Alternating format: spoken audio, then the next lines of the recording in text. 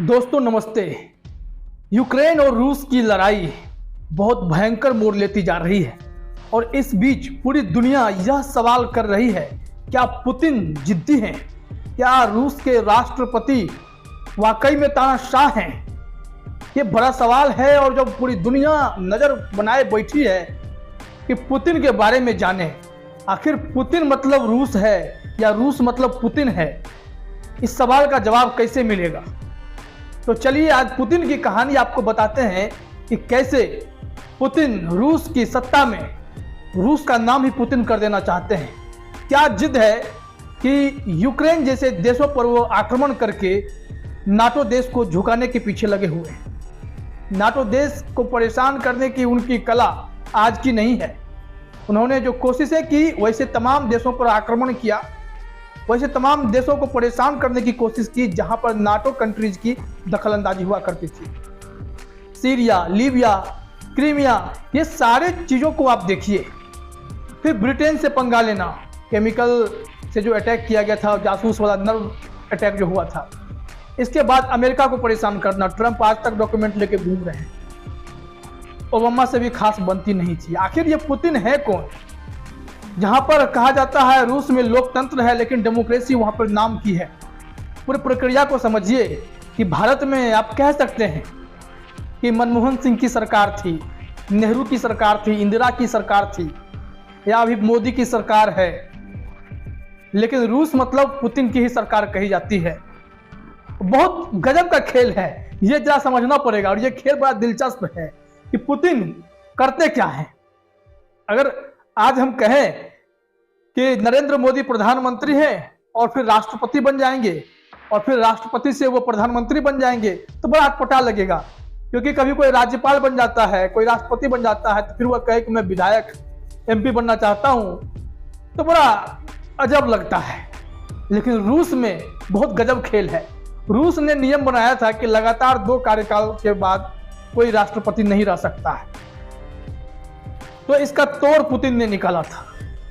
हम लोग भी बचपन से जीके में पढ़ते आ रहे हैं कि रूस में किसकी हुकूमत रहती है, तो पुतिन की रहती है। कभी वो प्रधानमंत्री दिखाई पड़ते हैं और कभी वो राष्ट्रपति बने दिखाई पड़ते हैं। अमूमन अगर देखा जाए थोड़ी देर के लिए कि अगर आप प्राइम मिनिस्टर बन गए हैं तो फिर आप राष्ट्रपति बनेंगे, तो फिर प्राइम मिनिस्टर बनने का कोई मतलब बनता नहीं। लेकिन यह रूस है और रूस में पुतिन ही पुतिन है। 1999 से लगातार पुतिन ही पुतिन है। 23 साल होने को आया है और रूस में पुतिन का जलवा है कि कम ही नहीं हो रहा है। पूरी कहानी हम बताते हैं। सबसे पहले आप रूस के पूरे पार्लियामेंट्री सिस्टम को समझिए, तो वहाँ की संसदीय प्रणाली कैसे काम करती है। जैसे भारत में लोकसभा और राज्यसभा है। राज्यसभा ऊपरी सदन है और लोकसभा जो है वो निचली सदन कही जाती है। कोई बिल लोकसभा में पास होने के बाद राज्यसभा में भी पास होता है।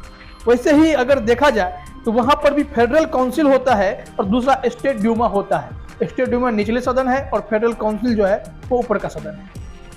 यहाँ भी नियम है, दोनों के पास अपने अपने पावर हैं और एक प्रेसिडेंट होते हैं, एक प्राइम मिनिस्टर होते हैं। प्रेसिडेंट के पास बहुत पावर है, फिर प्राइम मिनिस्टर के पास पावर है, फिर फेडरल काउंसिल के पास पावर है, फिर स्टेट ड्यूमा के पास भी पावर है। सबके पावर अलग अलग हैं। अगर देखा जाए तो फेडरल काउंसिल, जैसे कि आप कह सकते हैं कि राज्यसभा या लोकसभा का कोई अध्यक्ष होता है, उसी तरह फेडरल काउंसिल जो है ऊपरी सदन, उसका एक अध्यक्ष होता है। उसके पास पावर होती है कि वह राष्ट्रपति पर महाभियोग चला सकता है। वो तय करेगा कि देश के बाहर युद्ध लड़ना है कि नहीं लड़ना है, या कोई भी बड़े फैसले लेने में इनकी सलाह या इनके परमिशन की जरूरत पड़ती है। अब देखिए कि बात हो जाता है कि स्टेट ड्यूमा का क्या काम है। वो प्राइम मिनिस्टर की अगर कोई नियुक्ति होगी तो उस पर मंजूरी देगा। इसके साथ ही सेंट्रल बैंक में अगर कोई चेयरमैन नियुक्त करना होगा तो उसकी मंजूरी देगा। ये सारे फैसले लेने का अधिकार होता है। लेकिन अब आप देख सकते हैं कि पूरा जो चुनाव वहां पर है, इंडिया की तरह ईवीएम से नहीं होता है। वहां पर चुनाव जो होते हैं वो बैलेट पेपर से होते हैं। हमारे यहाँ बैलेट पेपर से हुआ करते थे, इतने धांधली, इतनी लूट खसोट कि बदलना पड़ा। लेकिन वहां पर अभी भी बैलेट पेपर चलता है। तो ऐसी बात नहीं है कि वहां वोटिंग जो है बिल्कुल पारदर्शी है, वहां भी गड़बड़ियां होती हैं। पुतिन को कोई टक्कर नहीं दे सकता। पुतिन के कंपटीशन में कोई 6, 7, 8 लोग खड़े भी होते हैं, तो ऐसे लोग खड़े होते हैं जो पुतिन के ही प्यादे कहलाते हैं। जलवा साहब का ऐसा है कि उनके प्यादे खड़े होते हैं और कुछ कर नहीं पाते। लेकिन एक शख्स खड़ा हुआ था जिसका नाम मैंने नोट किया, अलेक्सी नवाल्नी। अलेक्सी जब खड़े हुए थे तो ये खुल करके पुतिन की आलोचना कर रहे थे। खामियाजा भुगतना पड़ा, अलेक्सी को जेल जाना पड़ा, कई बार हिरासत में लिए गए, जेल भेजे गए। एक बार तो इनको अंधा करने की कोशिश हुई, इनको जेल भेजने का तो प्लानिंग तो हमेशा चलता रहा। कहा गया कि जब इनसे भी नहीं सुने ये तो इन पर भ्रष्टाचार का आरोप मढ़ा गया और चुनाव लड़ने पर ही प्रतिबंध लगा दिया गया। अब देखिए कि देश रूस पुतिन को ही बार बार चुनने की जहमत क्यों करता है, क्योंकि विकल्प अब बचा नहीं। जिस तरह से कोई सरकार तानाशाह कैसे होती है जब बार बार उसको आप सत्ता में बिठाते हैं या फिर सत्ता में बैठने का वो जरिया खोज लेता है, तब वह तानाशाह हो जाता है। दरअसल पुतिन के बारे में यह समझिए कि 1999 में पुतिन की एंट्री होती है और उस वक्त बोरिस येल्त्सिन उनको लेकर के आए थे। बोरिस येल्त्सिन उस वक्त राष्ट्रपति थे और पुतिन को उन्होंने प्रधानमंत्री बना दिया। फिर क्या हुआ कि बोरिस येल्त्सिन ने इस्तीफा दिया और पुतिन राष्ट्रपति बन गए। 1991 में जब सोवियत संघ टूट गया, उससे पहले पुतिन के बारे में कहा जाता है कि वो बहुत बड़े जासूस थे, खूंखार जासूसों में से एक, केजीबी के लिए काम करते थे वो, ऐसे बने। अब देखा जाए तो बीच में बस 2008 से 12 बस 4 साल ऐसा है कि पुतिन वहां पर राष्ट्रपति नहीं थे, और जब राष्ट्रपति नहीं थे तो पुतिन वहां पर प्रधानमंत्री हुआ करते थे। गजब खेल है, क्योंकि वहां मैंने बताया कि वो नियम ही था कि आप जो है लगातार 2 कार्यकाल राष्ट्रपति रह सकते हैं, उसके बाद नहीं। तो पुतिन ने तोड़ निकाला कि बीच में मैं प्रधानमंत्री बन जाता हूं, लगातार खत्म हो गया, फिर मैं राष्ट्रपति बन जाऊंगा। ये पूरा प्रोसेस शुरू हुआ और इसी प्रोसेस से पुतिन चल रहे हैं। कभी प्रधानमंत्री बन जाते हैं, कभी राष्ट्रपति बन जाते हैं, और फिर जब राष्ट्रपति बनते हैं तो प्रधानमंत्री अपने चहेते को रखते हैं, और जब खुद प्रधानमंत्री बनते हैं तो पपेट के तौर पर किसी को बना देते हैं। जैसे कि आपको याद होगा दिमित्री मेदवेदेव को जो बनाया गया था वो दरअसल पुतिन की पपेट है। वो राष्ट्रपति बने तो भी इनका इशारा चलता था, अब वो राष्ट्रपति पुतिन बने हैं तो प्रधानमंत्री इनको बना दिया गया। अभी दोनों मिलकर के करते हैं काम। है क्या कि एक कार्यकाल रूस के राष्ट्रपति का 4 साल का हुआ करता था, पुतिन ने संविधान में ही संशोधन कर दिया कि नहीं 6 साल का होगा।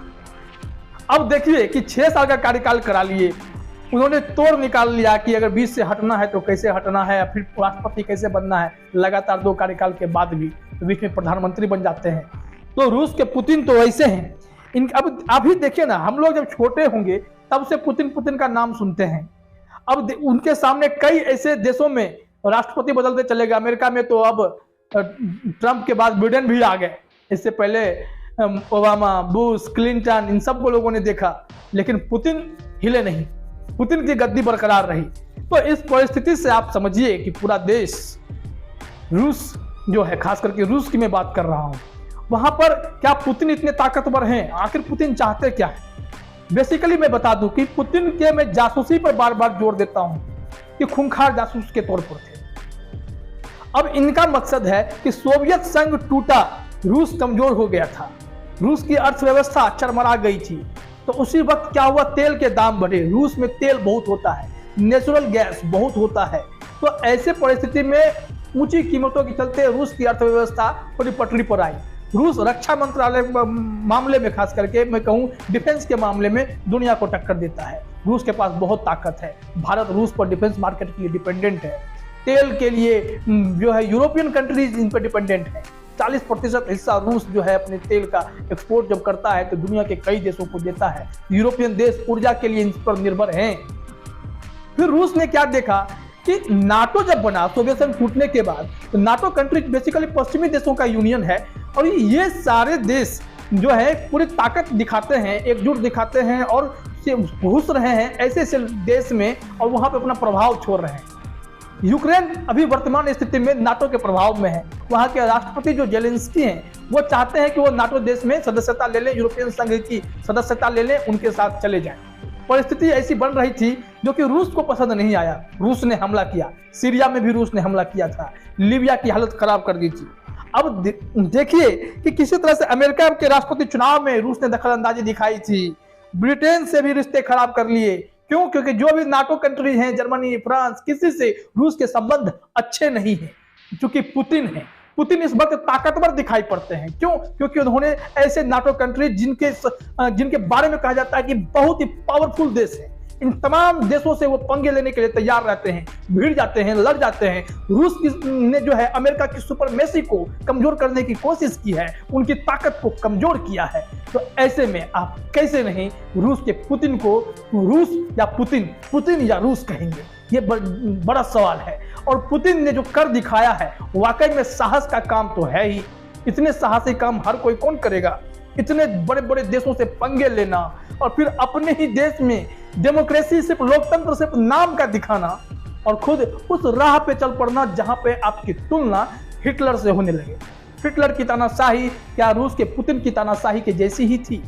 क्या पुतिन जो कर रहे हैं रूस के डेवलपमेंट के लिए कर रहे हैं, या फिर रूस के प्रभाव को, रूस की ताकत को दुनिया के सामने दिखाना चाहते हैं? तो बताना चाहते हैं सोवियत संघ के टूटने से रूस कमजोर नहीं हुआ, सोवियत संघ के टूट जाने के बाद भी रूस उतना ही ताकतवर है। और जो ताकत अभी वो दिखा रहा है पूरी दुनिया को, शायद इससे अमेरिका भी सोच में पड़ा हुआ है, क्योंकि ग्लोबल इकोनॉमी से हम लोग जुड़े हुए हैं और एक दूसरे के प्रति अगर युद्ध का मसला रखेंगे, युद्ध करते रहेंगे तो सबकी अर्थव्यवस्था चरमराएगी। रूस है कि अपनी जिद पर अड़ा हुआ है, न्यूक्लियर अटैक करने के लिए बेचैन हो रखा है, परमाणु हमला कभी भी कर देने की जिद किए हुए है। ऐसे में रूस की ताकत को समझना पड़ेगा, रूस की बातों को समझना पड़ेगा। और नाटो कंट्रीज हो, यूरोपियन संघ हो, तमाम देशों को जो है समझना ही पड़ेगा कि पुतिन आखिर चाहते क्या हैं। कोई बीच का रास्ता निकालिए, नहीं तो पूरी दुनिया दो भागों में बटेगी।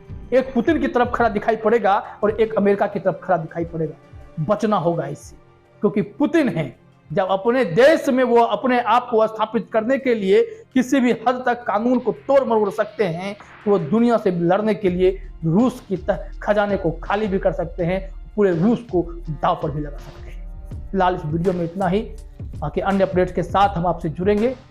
बहुत बहुत धन्यवाद। और भी ऐसी खबरों के लिए हमारे चैनल को सब्सक्राइब कर लें। अगर आपको ये वीडियो पसंद आया हो तो इसे लाइक करें, शेयर करें। धन्यवाद।